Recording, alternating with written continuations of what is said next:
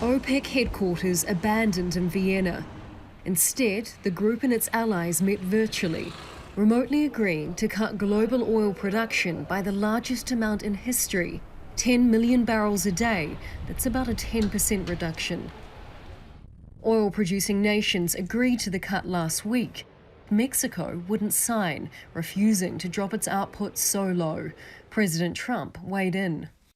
The United States, in discussions last night with Mexico, Saudi Arabia, Russia, and in dealing with OPEC nations, we are trying to get Mexico, as the expression goes, over the barrel.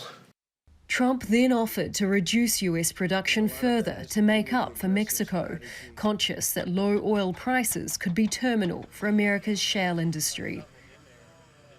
He tweeted Sunday, "The big oil deal with OPEC Plus is done.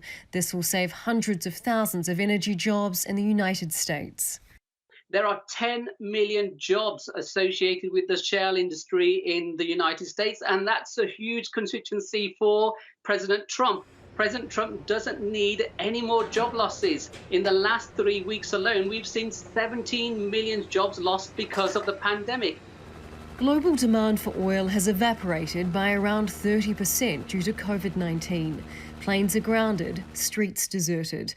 And just as the virus forced entire nations into hibernation, Saudi Arabia exacerbated the imbalance, ramping up its oil output in a bid to knock its petro-rival Russia out of the market.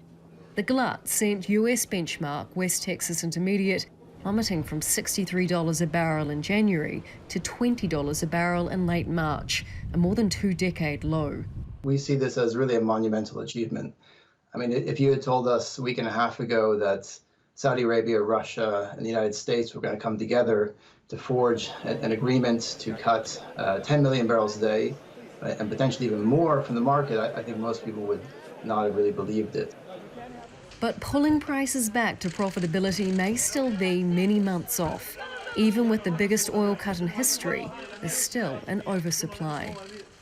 Well, the numbers are eye-popping. The decrease is perhaps not enough, and when the outlines of this deal was announced on Thursday, after an initial spike, prices actually fell. Producers banking that if countries stick to the deal, oil will be back as a wanted commodity in 2021. Charlotte Bellis, Aljazeera. Alejandro Barbajosa is Vice President of Crude for Argus Media, a price reporting agency for the energy industry. He joins us live from Tokyo. Good to have you with us, sir.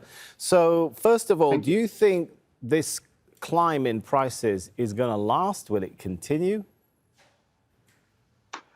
If we consider that oil inventories are going to keep rising because the OPEC cuts are smaller than just a third of the actual drop in demand that we've seen as a result of the pandemic, actually we should expect prices to resume their drop quite swiftly into the second quarter, potentially sending the price of WTI down to $10 per barrel or even lower, which is the price at which the U.S.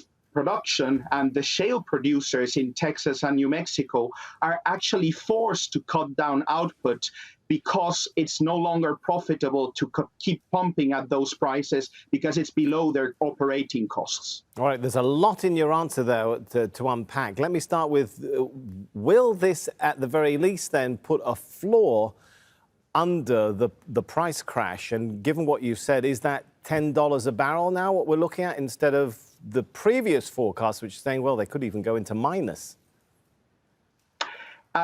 It's likely that the Brent price, Brent representing the benchmark for prices in Europe and somehow the Middle East as well, connected to Dubai price, that will not fall as much. But the price of WTI as the benchmark for U.S. production, which affects the economics of the shale patch in the U.S., will have to drop significantly to trigger those production cuts, because otherwise oil is going to keep flowing, and in the absence of any significant recovery in demand, storage may be full by the end of May. So before then, we have to see that deep contraction in prices to make it unprofitable. But put a number, for that Alejandro, if you can, put a produced. number on it for me. What is the floor right now that we're looking at? Well, potentially $10 per barrel for WTI. All right. Will this deal hold together? A lot of people were dragged to it kind of kicking and screaming. What if coronavirus shutdown goes into like 4 months, 6 months, as you know, some of the really worst case scenarios predict? Just a month ago, in the previous OPEC meeting, Russia walked away because it didn't want to cut 200 or 300,000 barrels per day.